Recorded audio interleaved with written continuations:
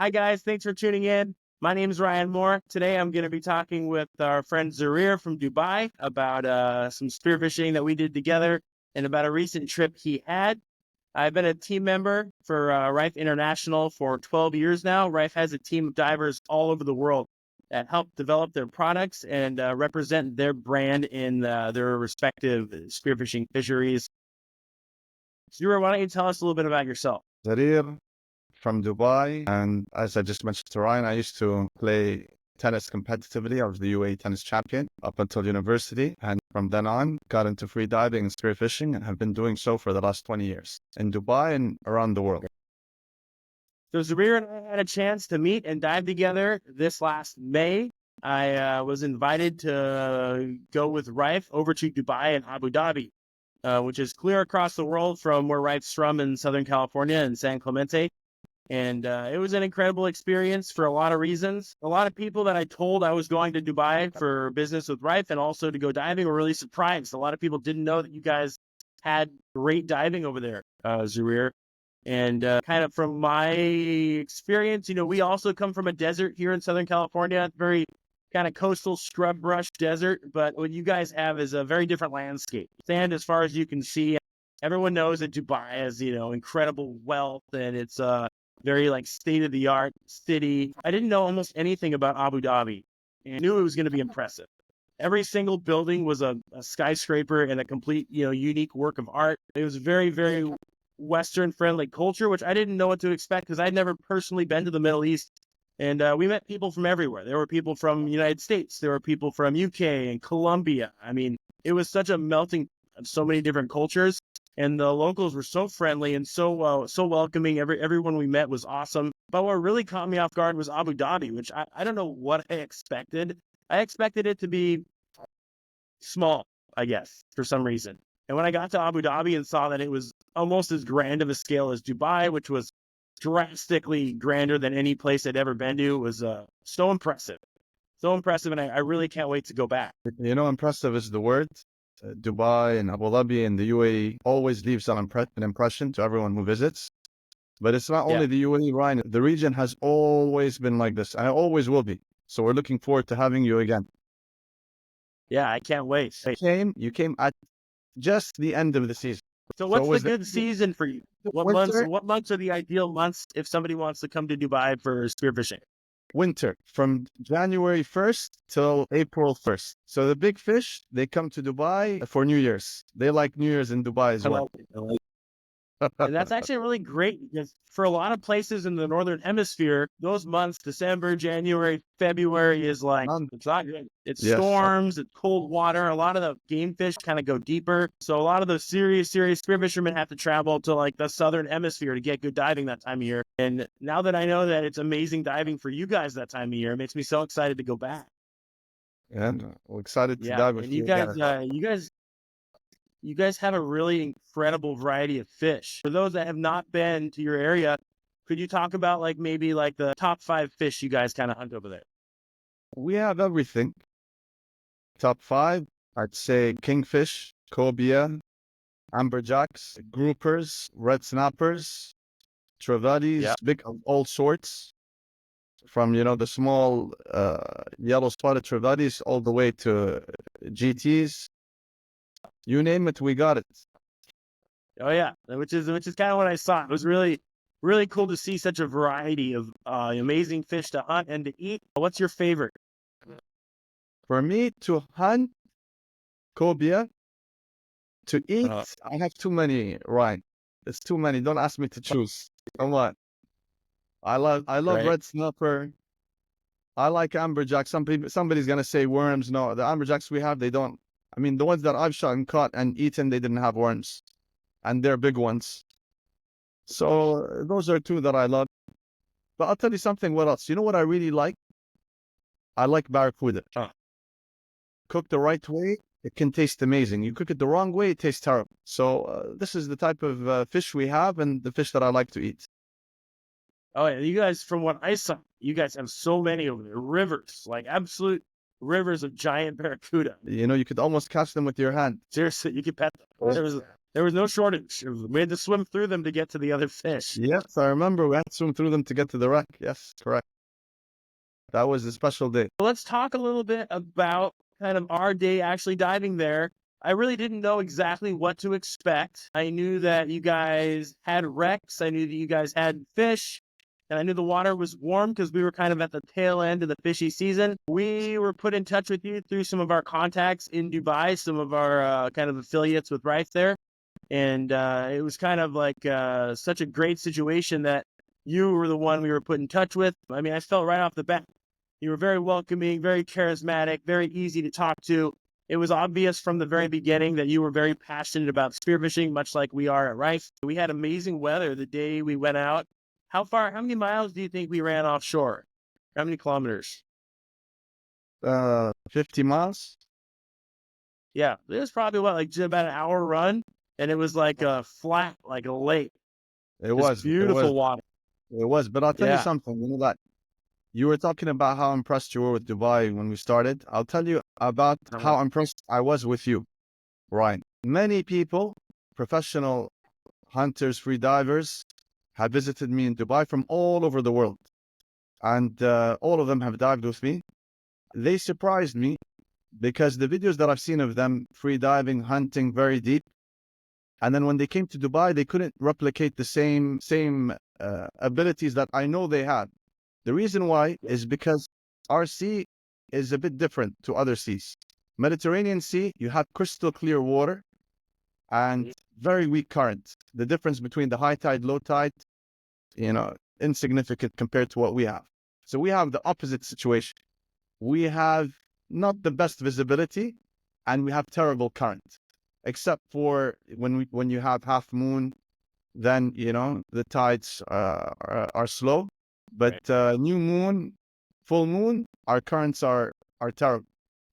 And add to that not great visibility, it makes for challenging hunting if you're going deep. In a sense, I was expecting to see what I saw some of my European friends, how I saw them react to our conditions. I was expecting to see you react the same way, but you didn't. You were very comfortable and you did great on the day. You impressed me, Ryan. Yeah, I gotta say, I've always learned from both from my experiences and from my mentors in spearfishing. The more places you dive and the more you dive in challenging conditions, the stronger of a diver you become because you grow through those experiences. And I always try to encourage new divers to have new experiences, go new places, go hunt different fish, dive in different conditions. Don't put yourself in danger, but dive on days that maybe aren't perfect conditions. It's going to make you more well-rounded and just a stronger diver overall. And, having the right gear goes a long way to prepare a diver to deal with those situations, but also just having been in similar experiences before is very valuable. From what you've just said, I can tell we're birds of the same feather, as they say, because I share that sentiment. And, even on the really tough days, while I'm diving or while I'm in that current and in that bad visibility, I know that this is going to make me a better diver, and I continue. And it's because I grew up diving in such condition that when I go outside of the UAE and I travel, it's easy pickings for me. Let's reminisce on your trip to Dubai. So the day we go, you brought us to a wreck because the topography on the bottom in that region of UAE is very shallow. I would guess, 100 foot or 30 meter or less territory, it seems like, or pretty shallow. And it's traditionally was a lot of pearl divers diving for pearls, right? Absolutely, yes. For hundreds of years. You guys have hundreds and hundreds of artificial wrecks. Is that correct? Not artificial, real wrecks. So because the Arabian Gulf has so much sea trade, we have a lot of shipwrecks, specifically in Dubai, because a lot of that trade comes to the port of Dubai, Jebel Ali Port. Oh, yes. And so we have a lot of wrecks. As you mentioned, the depths are usually starting from 15 meters. The top of the wreck start at 15 meters, all the way to the bottom being 40 meters. Right. That's the hunting depth that we have. Yes. I didn't know exactly what to expect. So we showed up, it was you, and you had 4 friends with you, and myself and Jill from RIFFE showed up and got on the boat. Beautiful conditions. When I was asking you about kind of what to expect, one of my concerns just for being prepared was, are we going to see many shark? You were pretty adamant. You didn't think we would have any shark problems at all. Like it was going to be, Yeah, absolutely. you see the fish, you shoot the fish, you bring the fish up, easy. Which is great, perfect. I've dove with sharks many places. It's definitely not a deal breaker for me, but I always like to know like what to expect. And on one of And my you got first surprised. dives, I dove down to the bottom, and I had a beautiful school of pompano come up. And I was hunting with my RIFFE 120 Euro, which is one of my absolute favorite guns. I love it because it's extremely well-rounded. I can shoot big fish. I can shoot small fish. It's a very much in-the-middle gun that can kind of handle everything. And so I shoot this pompano, and like immediately, as soon as the spear hits the fish, out of nowhere, big bull shark comes in, smokes this fish. I'm like swimming up to the surface, trying to put some pressure on it, and I can feel it tangling in the wreck, and I can feel the shark pulling down on me. I'm just like, oh gosh, you gotta be kidding me. And as I came up to the surface, the girls were close by diving on a freediving rig that you'd set up. The shark came up after it ate the fish. It came up off the bottom at full speed. Trying not to get the girls too excited, I kind of shouted over to them like, "Hey girls, like just a heads up, there's a shark," because it was like very obviously a very excited, probably on the aggressive side, bull shark. And I've never seen humans swim so fast as the girls swam I from the float to remember, yes. the water. I remember, yes. And then they refused to Yeah, get back in the water. I kind of called it a day for most of them. Um, Yeah, yeah. But and we were lucky. You're lucky. It seems that you got good luck that the bull shark, we hardly see them outside of the oil rigs. Because the right, sharks, right. as you know, Ryan, they're very smart. They go where the easy fish are, and the easy fish are for everybody, for us and for them on the oil rigs. Oh yes. But it seemed that on that day we had so much fish on the wreck that Yeah. there were bull sharks in the neighborhood, and you had Which is encountered to them. me is a great sign. When I see a lot of sharks around or here at home, when I see our big black sea bass, which is like a very large grouper that lives in our kelp bed, when I see those, I know that they're there because they're eating the same fish I'm looking for. So that's a good sign. Absolutely. And obviously you have to have some respect for these creatures. They're very powerful. They're, they're top predators. But for me, it's absolutely not a deal breaker. It means you're Yeah. doing the right thing. Yeah. Me too. So my favorite dive on that day we dove together was the day I took the grouper you guys, I believe, called, is it Hamur?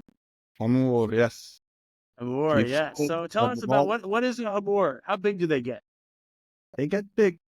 The biggest hamur that someone has caught over here was enormous. I believe it was, I mean, high double digits.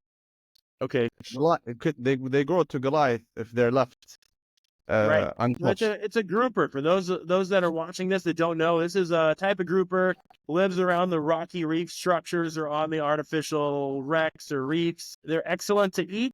I assume like every other grouper, I was diving with my 63 Marauder, and I dove down to the bottom of that wreck, which is just over 90 feet. Saw a really nice one, probably about 18 pounds or so, which was quality grouper.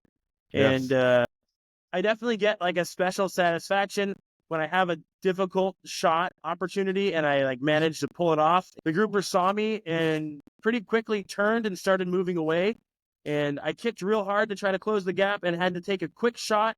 And I landed a perfect shot right in kind of the back of the head. It kind of came out the front, stoned the fish. The fish didn't twitch once, just lights out quick like that. Always very exciting and very satisfying when you have everything come together like that. Absolutely. It was a quality fish. There was a real cornucopia of fish on the stringer. There was such a variety because the other divers were shooting some really nice fish. You got some real quality fish. Off the top of your head, which species do you remember us shooting that day? We caught a lot of different species. Red snapper. I believe we caught trevallies, Yep. groupers, a couple of other fish as well. It was a great showing for my first day diving anywhere in the Middle East to really see what you guys have to offer, which it was incredible. You said cobia is one of your favorite fish over there. Correct. How do you guys typically target and hunt cobia in your local waters? So I'll tell you a funny story about one of the biggest cobias that I've caught. One of the biggest cobias caught on spear in the country. Typically, we find them on sunken ships, on wrecks.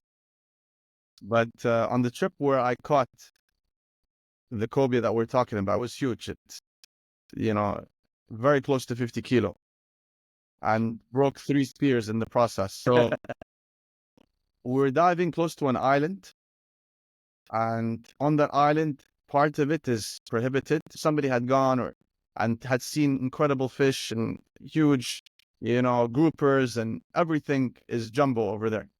So I started to imagine, I was tempted. The devil was whispering, do it, do it, do it. The next morning, I woke up and we said the morning prayer. I told the guys, we're going to drift dive on the island, which isn't known for having huge fish, because all of the fish go to the prohibited area because they actually feed the fish over there.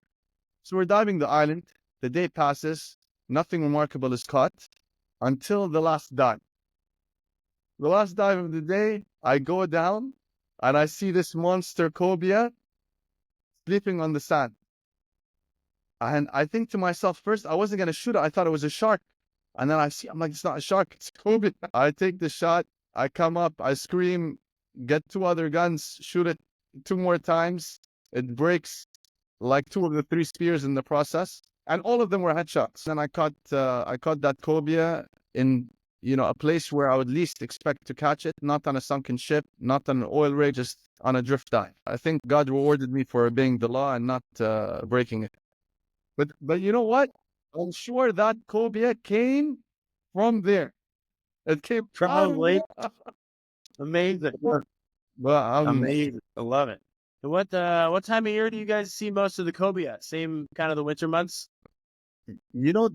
I shot that cobia in spring, but for us, you can catch cobia any time of the year. Talk a little bit about your recent trip.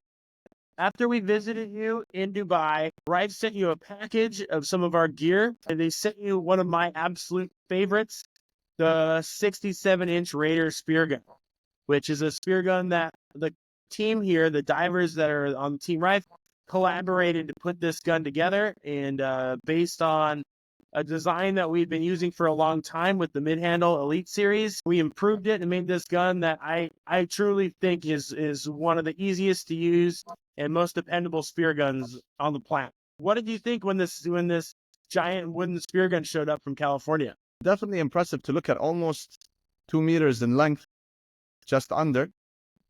But I was a bit concerned. We'll talk a little bit more about it, that it's a mid-handle gun. I've never shot a mid-handle gun, and it's very big. This is the biggest gun that I have in my collection of guns. And so I wasn't sure how much time I would need to get used to it, because I remember once upon a time when spearfishing forums were a thing, I used to always read in the forums that, it takes time, mid-handle to change, to convert from rear handle to mid-handle takes time. It's not for everybody. Some people just can't do it. So I had all that in my head, and I didn't have time for the trip. I didn't have time. I read the package arrived, and 5 days later, I was traveling, and I had 1 weekend, and I'm teaching students free diving on that weekend. So there was a bit of concern. The gun impressed me when I received it, and it surprised me when I used it. And so my understanding is that you had an opportunity to go hunt bluefin tuna in the Mediterranean. And that's a fish that a lot of us divers in California have become very familiar with, since our bluefin fishery went from almost non-existent maybe 10 years ago to now it's unbelievable. We have a huge volume of these tunas, and in my experiences, seeing them in the water is such a special thing. So powerful, they're so big, and there's so many of them. What was it like for you? Is this your first time diving for bluefin? It was my first time diving for bluefin, and seeing them in the water, indeed, is special. So we were on a spot that we knew they were there, and we chummed them to bring them up from whatever depth they were. The bottom was 120 meters to below the surface. So we have this chum line going down, and I'm on the surface, and they tell me they've come. And I can't see anything. All I can see is the chum line going down, and then all of a sudden, that white piece would disappear. And then another white piece would disappear. The chum is disappearing, but I don't know what's making it disappear. Yes. I then realized how fast this species of fish are. Incredibly fast. And then I'm thinking to myself, crap, now I gotta shoot fish traveling at this speed. Yeah. Fast and powerful. They always surprise me. Were you aware? A lot of divers talk about when you're hunting tunas, you have to lead the fish. And what they mean by that is you'll aim a little bit more in front than where you would aim for most other species. They might not look like they're moving fast because they're so streamlined. They'll often be completely still as they come past you, but they're so smooth through the water that they're just flying, moving so quick. Did anyone Absolutely. kind of warn you that you should lead the fish? I knew that. I knew that from a long time ago. Certain species of fish, that's how I hunt them. I never aim at them. I always aim in front. We have bonitos, a lot of bonitos in Dubai during the winter months. And when they travel fast as well in schools. Always, that's another species, always aim in front. So I knew to do that. I was, in fact, aiming at the chum. I was aiming at the chum, waiting for the fish to come. But the big bluefin tuna, which I shot on the first day, it has a story. The story starts in Dubai. So I told you I got the gun. It was impressive to look at. I wanted to take it to a pool, as you'd expect me to do. Jill told me take it to the pool, get used to it first. So I was thinking to myself, what pool? I don't have the time to take it to a pool. What pool is going to allow me to use? They freak out when they see the small guns. I'm going to bring this cannon and I expect them to let me use it. So I said the only chance I had is the weekend when I'm teaching my students at the end of the training. So the training ended and I had a target in the shape of a fish with a hole in the dead center.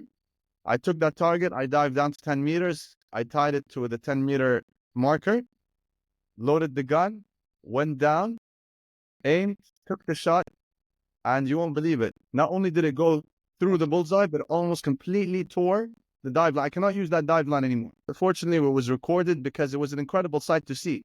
Everyone who saw that was shocked. It was around 7 meters distance, more or less, but no one is expecting me to hit the bullseye and on top of that, cut the dive line. So that was a good omen. That was a good sign of things to come. I only had that one shot because it was summer here in Dubai and hot, and I can't spend the whole day, shooting Raider 67 while my students are cooking at the end of their training. I had that one shot. I said, you know what? This isn't that complicated. Isn't that hard to use? It's not what I thought it would be. So this is enough for me. Packed it up. Fast forward a few days. It's the night of the trip to the Mediterranean. It was thunder and lightning and wind. So I didn't know whether we were going to dive or not, but the weather cleared. I was invited by a dear friend of mine and his family, so had breakfast with them. And then the storm cleared, and he's like, yalla, you're good to go. So straight from his place, checked into the hotel, got on the boat. It's late afternoon. We reached the spot. The bluefin tuna are up. I start doing my dives to acclimatize to them, and they were just too quick. I didn't take a shot. They were just too quick. The two guys that were with me, they were telling me, why aren't you taking the shot? Why aren't you taking the shot? And I told them, I don't want to take the shot and miss. I want to take the shot and hit. Give me some time. I'm getting used to their speed. 41 dives later, I still had not taken the shot. And the sun was setting, and we took a break. After that 41st dive, I came on the boat, and the guys again, they're like, why aren't you shooting? I said, don't worry, now I'm going to kind of shoot. They're like, I told them I'm getting used to it again. And the guide's like, okay, if you're getting used to it today, don't worry, there's always tomorrow. So I looked at him, I said, what are you talking about tomorrow? I'm going to do it now. Don't worry, there's no tomorrow, even though we had a second day of diving. So we go back in the water. This is my 42nd dive. The chum line is there. I go down, and a very big bluefin tuna, bigger than the ones that I had seen throughout the day, started to eat the chum. Because of his size, he was moving slightly slower than everyone else. Yeah. So, but he was still moving quickly, and he came up to the last piece of chum. Just as he ate the last piece of chum, I took the shot with the Raider 67, and he went off. He took the bungee, but fortunately, you guys had sent me the 20-meter long bungee, and he stretched it completely. I had my guy on the top holding the float. He took him for a ride just as I came up. 2 minutes later, I was able to bring it up to a depth where I could take a second shot, and it was a kill shot. By the time we had put it on the boat, it was already sunset. But, I shot that bluefin tuna. First time hunting bluefin tuna. first time using the Raider 67, first time in that country. So it was a very special day of hunting, a very special fish. I'll always remember that day. Was that your largest fish to date you've ever caught, It was. captured? Yes, it was. Yes, it was. And did you guys get to eat it? Unfortunately, I didn't. I was only there for a few days. Then I had to go to London, gave it to the locals to eat, but I told them to keep the tail for me.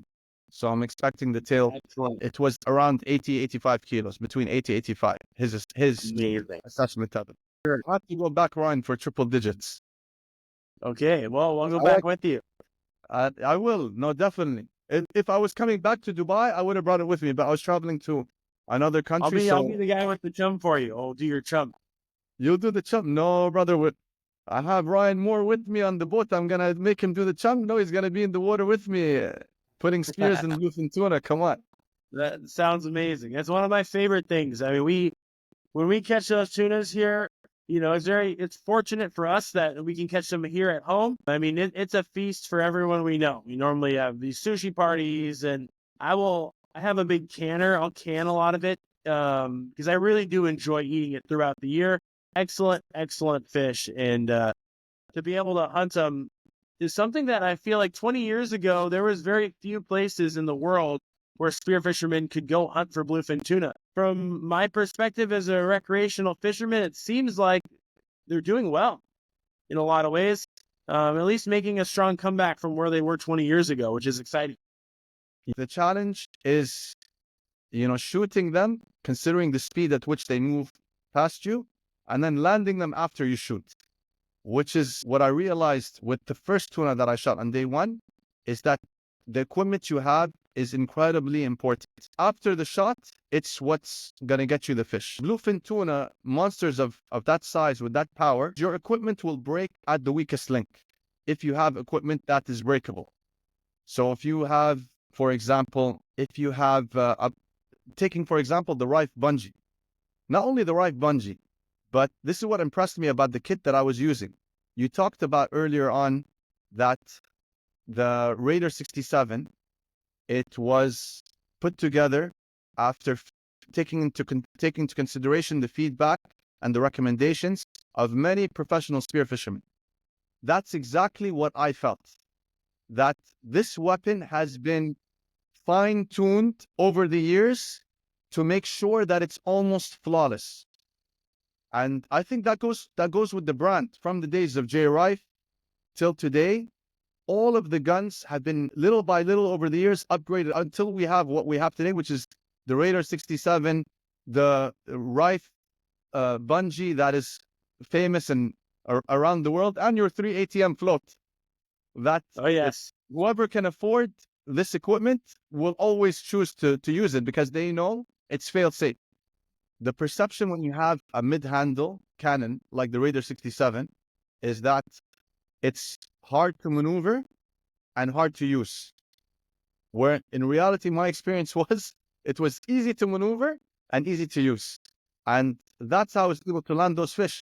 If you see that on day 2, the second bluefin tuna that I shot, it came in even faster than the first. It came full speed and I got it with a kill shot.